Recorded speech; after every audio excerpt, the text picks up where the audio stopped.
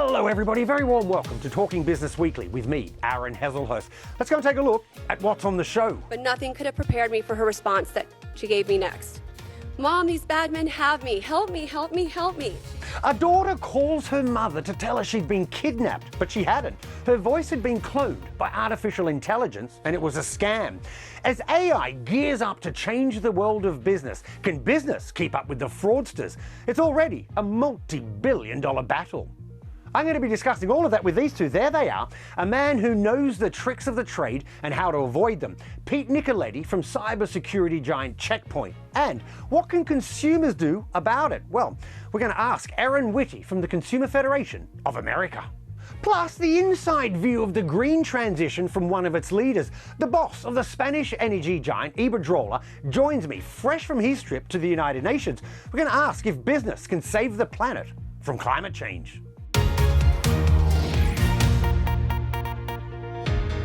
Wherever you're joining me from around the world, once again, a big hello and a warm welcome to the show. You know, fraud and scams, they're nothing new, but with each technological change, the fraudsters, they are quick to pounce on new possibilities. We've all had emails, phone calls and text messages trying to scam us out of cash by people, well, pretending to be someone we know or with a time-limited offer that's just too good to miss. Or maybe they're pretending to be a tax official or a utility, which asks us to transfer money urgently to them. Well, now, as artificial intelligence promises to speed up the world of business, the fraudsters, they're already taking advantage of these new possibilities. In April, Jennifer DeStefano, a mum in Arizona in the United States, received a phone call from an unknown number. She thought it might be her doctor. Well, instead, she heard the voice of her 15-year-old daughter, Brianna. She told the rest of the story to the United States Senate. It was Brianna sobbing and crying, saying, Mom. At first, I thought nothing of it and casually asked her what happened. Brianna continued with, Mom, I messed up, crying and sobbing continually. Not thinking twice, I asked her again, okay, what happened? Suddenly, a man's voice barked at her, lay down, put your head back. At that moment, I started to panic. My concern escalated as I demanded to know what was going on. But nothing could have prepared me for her response that she gave me next. Mom, these bad men have me. Help me, help me, help me. She begged and pleaded as the phone was taken from her.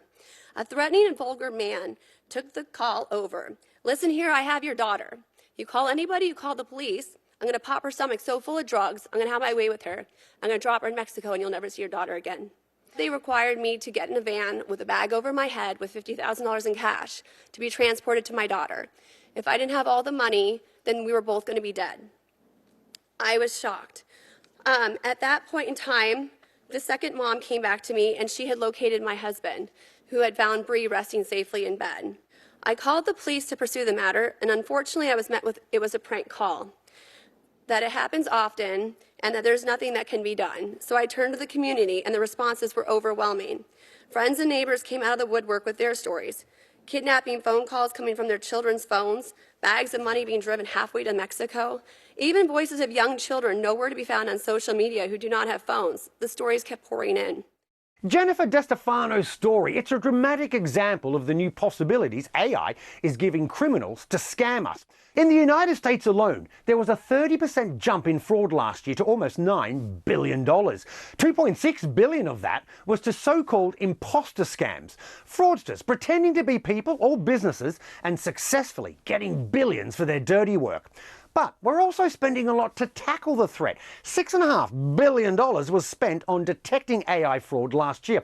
That's a global estimate by the research company Juniper, who predict that will rise to $10 billion a year by 2027. One of those leading the charge is the massive cybersecurity company Check Point. And my first guest is its Global Chief Information Security Officer. Pete Nicoletti, a real pleasure having you on the show. And Pete, let's start with this because fraud is obviously nothing new, but I'm just wondering, Pete, how big of a game changer is AI when it comes to fraud? Well, it's lowering the bar for scammers, Aaron, both with the ability to use AI to automatically create convincing targeted phishing emails and scams, as well as creating zero-day malware code that can be the vector for ransomware. It's creating a lot of college-level English-speaking hackers in countries that just don't speak English. And we just heard Jennifer DeStefano's story about a deep fake phone call from her daughter. How easy is it, Pete? Well, it can take as little as 10 minutes to clone a voice from social media posted videos. The tools are free, they're easy to use, and hackers are even using their own tools that are on the dark web that don't have the watermarking or the guardrails that are trying to prevent this kind of misuse. And I know my producer asked you to look at my social media to see what you could do. And I think you've got an audio clip and a video clip. Let's just start with what you came up with the audio clip. Hi, honey, I'm here in Paris and my wallet and phone were stolen and I'm calling from a borrowed phone. I need to have some money sent to me immediately. I'm going to send you my French colleague's PayPal information. Rachel, thank you very much. I love you and I'll call you later. Wow. I mean, that's pretty scary. That's pretty scary stuff. I mean, that was my voice. Yeah, we live in a post-real society, Aaron. Yes, absolutely. It's your voice. And if you call your mother with that voice, it'll fool your mother. Wow. And just to be clear, Pete, that was just from the stuff available that I had put out or shared on social media. So do people need to change, Pete, what they actually put out on social media? Are we likely to stop sharing things if this opens us all up for scams? Well, I think that cat is out of the bag. What we need to think about is what we share publicly. The risk to you getting scammed or your house broken into increase with posts when you say you're on vacation and scammers know your dog's name and your grandmother's name. Don't overshare. But the other countermeasure is have a safe word that only you and your family know, or you and your business colleagues use to validate transactions and potential threats to your family. And Pete, I mean, that was scary enough just listening to the audio, but you've also put a fake video of me together. What did you come up with? Morocco is facing devastating consequences of the recent earthquake. Support their recovery now by donating. We actually use ChatGPT and other artificial intelligence tools to take your voice clone and then create a video for the Moroccan earthquake where we're asking for money and you're calling into a number that the scammers have. So it's actually trivial. It took us about 10 or 15 minutes to do that. It sort of begs the question, what do people do about this? Well, right now, the artificial intelligence tools can only take a frontal face picture and animate it. So if you think you're talking to an artificial intelligence person, ask them to turn around and show them their bald spot, the back of their head, because I'm not scanning the back of their heads right now. Wow. Okay. Good tip. And it's not just phone calls, because I'm wondering, Pete, texts, emails, and letters, can they be just as powerful? Yes, and it's actually easier to create with scripting ChatGPT.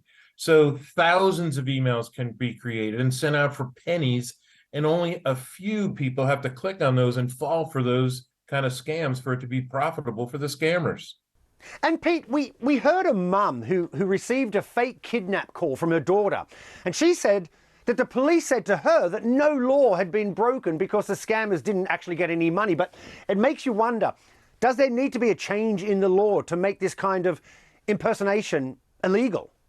Yes, we do. And here in the US, we've seen at least 6 scams where the hackers have made off with money from those type of kidnapping scams. And we've also seen companies scammed for money. We recently saw the MGM hack that was a call into the help desk that was potentially with a voice clone. Absolutely. Also, again, not just families or individuals, right? Businesses are being targeted. Fraudsters pretending to be colleagues or other companies scamming money.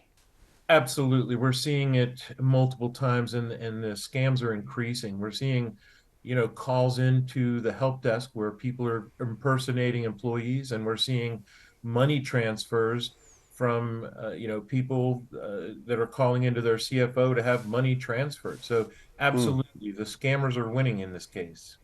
And Pete, a lot of the times when we talk about AI, certainly when I've talked about AI on my show, it's always, the worry about it's coming for your job. But with this, in some sort of strange way, this kind of feels like AI creating jobs, either for the fraudsters using AI or for the people, the experts that we now need to tackle these scams. Absolutely. It is creating more scammers on the offense, and here at Checkpoint, we are hiring more people for defense. You have to bring AI to an AI fight or you will be a statistic. And Pete, can companies like yours, can you keep up with all of this, or do you need to sort of keep tweaking things to get one step ahead? Well, we are staying one step ahead, and that's what Checkpoint's all about with our prevention mantra. But there's new scams every day. There's new 0 days every day. So we have to be extremely reactive, and things like our threat cloud protect our customers across the world in 2 to 3 seconds from new scams every day. And Pete, let me end on this, because AI certainly is storming the headlines of late, but this is where we are now. I mean, I can't even think of where is it going to be in 5 years' time. Well, it's crazy because this is the fastest evolving technology that the human race has ever evolved, dealt with and is evolving with. So, just since November, we have over 100 million users with ChatGPT. And I'm one of the pessimistic ones. I think the singularity of when AI actually gains a consciousness is coming sooner than we think. It may be an Arnold Schwarzenegger future for us poor humans. Wow. Well, on that scary point, Pete Nicoletti of Checkpoint, a real pleasure having you on the show. Thanks for everything, and we'll talk to you soon.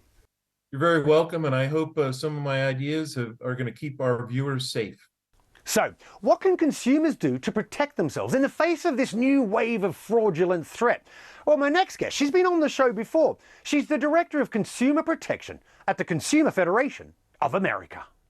Erin Whitty, welcome back to the show. Always a pleasure having you with us. And Erin, let me start on this. I want to know, how common is this in terms of the complaints coming into you? Because I'm also wondering just how big are these new AI scams? So this is actually becoming very common. Last year, the US Federal Trade Commission reported that imposter scams were the top type of fraud that was reported to the FTC. So we know that this method of impersonating somebody else, using someone else's likeness, whether it's a family member, a friend, a government agency, is extremely effective. And we also can safely assume that something that's effective, that takes money away from people quickly, if AI can be used to speed up that process, I think it's safe to assume that scammers will continue to rely on this, and that this type of scam is only going to grow. Also, this is happening all over the world, not just in the US. The UK recently released a report that was based on a survey to consumers ages 18 to 34, and 16% of them reported that they had been targeted by an AI-generated scam.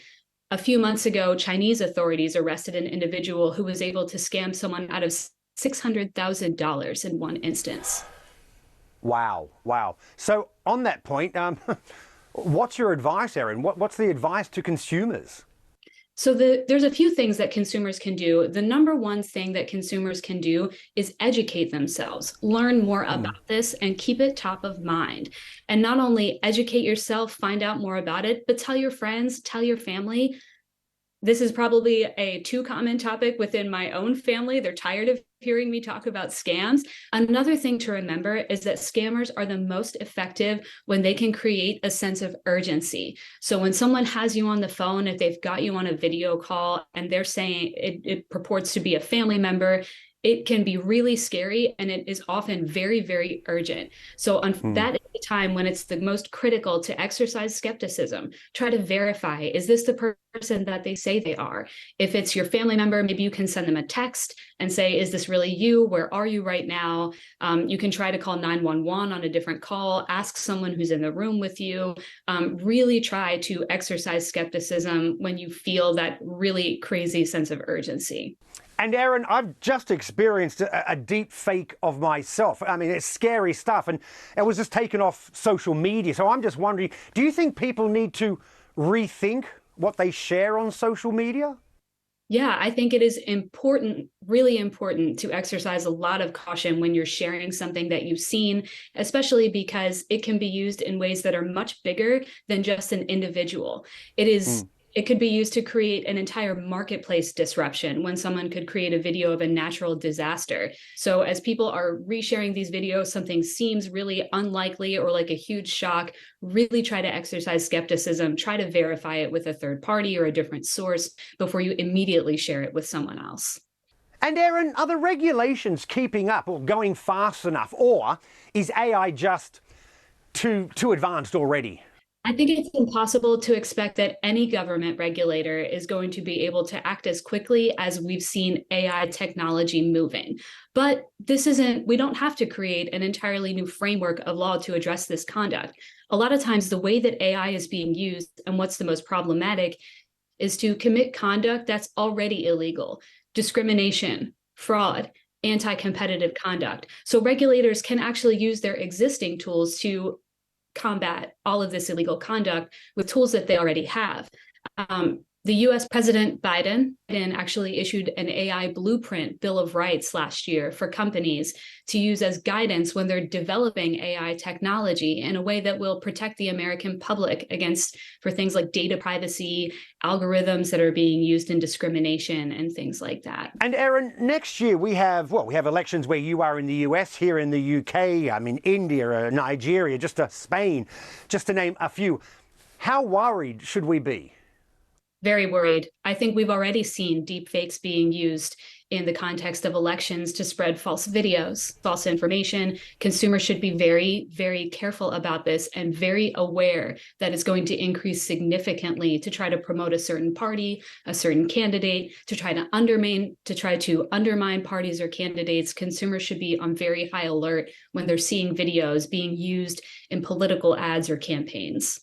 And Aaron, as the Consumer Federation, what is it that you would like to see being done about all of this?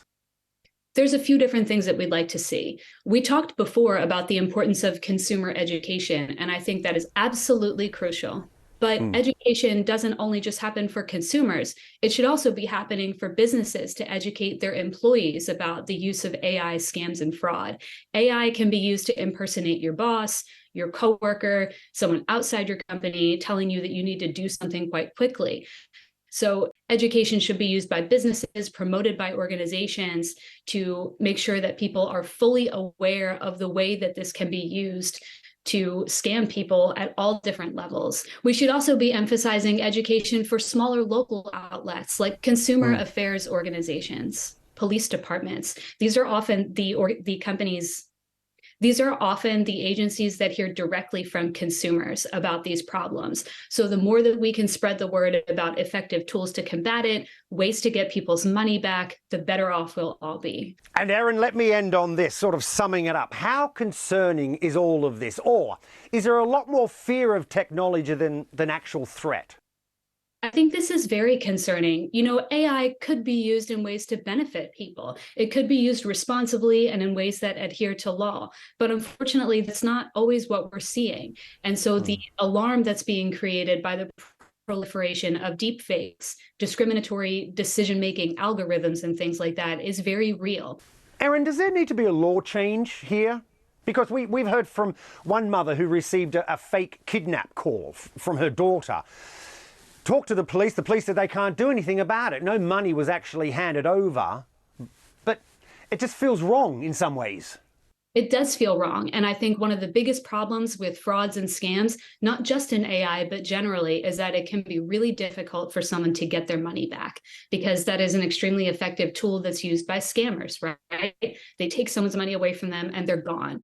Well, on that point, Aaron Whitty, great to see you again. Thanks for your time, and we'll talk to you again soon. Thank you for having me. Moving now from the threat of AI to the threat of the climate crisis.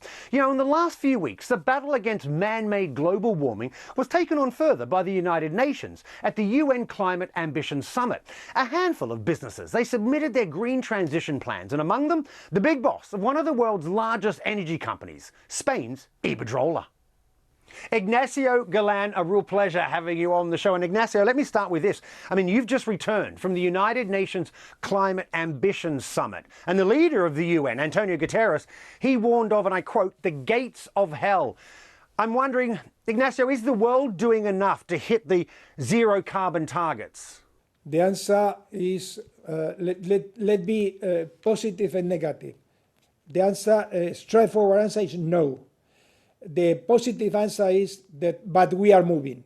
20 years ago, most people denied that the problem exists. Now the problem is that there are people which are saying recognize that the problem exists, but they are asking for more time to make that happen. And my point is, like General Secretary of the United Nations, is the time is over. We need to do now.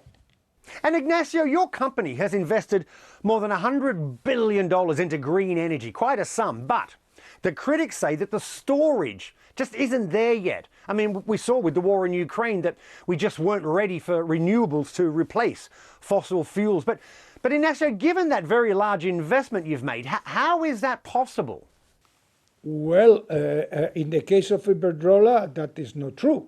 So I think when we make our initial strategic plan 22 years back, when I joined the company, apart of changing the color from blue to green and to invest and to try to double the company in 5 years, we multiplied the company by 8 times. We had invested 150 billion, but we had already transformed all or most our hydroelectric power plant, existing hydroelectric power plant in Spain, in reversible.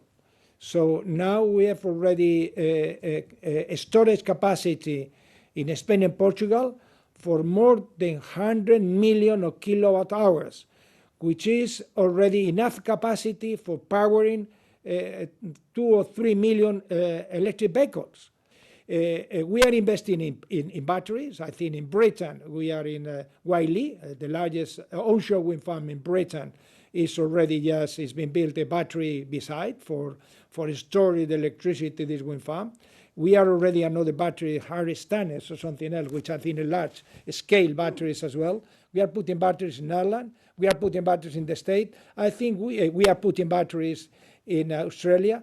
But in terms of large storage, I think in the Iberian Peninsula, we are investing a lot of money in this moment, in the last 20 years, in transforming our existing hydroelectric power plant in already in reversible, using as a motor and pump or using as generator. And Ignacio, recently the UK had an offshore wind power auction, but no bidders came forward. I mean, you own Scottish Power. I'm just wondering what happened to that auction? What went wrong? I think the first thing, UK has already a unique opportunity. It's a country with deep waters, with very, very convenient, I think 30, 50 meters deep, which I think that is very good. I think the distance from the offshore wind farm to the shore is reasonable. It's not like United States, which are 100 kilometers or something else, is more convenient. I think that is the reason why Britain has been the country has already built more offshore than any other countries. So what they has been making? They has been making just auction based on the previous price of the previous auction. And I think that was fine. I think they've been benefiting of the improvement of the technology, of the improvement of the efficiency, of the improvement of the learning curve. That's fine. But unfortunately, so the thing changed. I think is not any longer. The steel is costing $300 per ton, is $1,000 per ton. The copper is not any longer at the price it was, is multiplied by 2 or by 3. There are not already enough semiconductors, and the price of semiconductors increased tremendously. The labor costs increased because of the inflation in a huge manner, and the rate of interest has already moved from almost nothing or 1% to 5% or even more, and the conditions with the banks are already fixing for providing the financing is more costly, and all those ones makes that the price cannot be any longer diminishing as they were already during as the last few years. Ignacio, let me end on this. China, it leads the world in combined onshore and offshore wind power. How do other countries compare, and what do they need to do in order just to compete with China? Well, I think it's I think let's talk our sector. The first thing I can tell you is that we have not much depend on China with the exception of the PV panels. So I think we need already a huge investment, and we need already to have already a supply chain. So, and the supply chains, in the case of Europe, we have a good supply chains for hydroelectric. We have a good supply chains for wind. The fact, I think the last recent speech of the State of the Union of the Ursula von Leyen was already precisely commenting on wind technologies. Europe has been leading these technologies. We are very good companies making that one. But unfortunately, in solar, we have not made much. And I think the Chinese has already got almost 90% of the 95% of the global markets. Ignacio Galán, the big boss of Iberdrola, thanks for your time and we'll talk to you soon. Thank you very much for your always intelligent question. Thank you. Well, that's it for this week's show. I hope you enjoyed it. Don't forget, you can keep up with the latest on our global economy on the BBC website or the smartphone app. Of course, you can also follow me on X. X me, I'll X you back. You can get me at BBC Aaron. Thanks for watching. I'll see you soon. Bye-bye.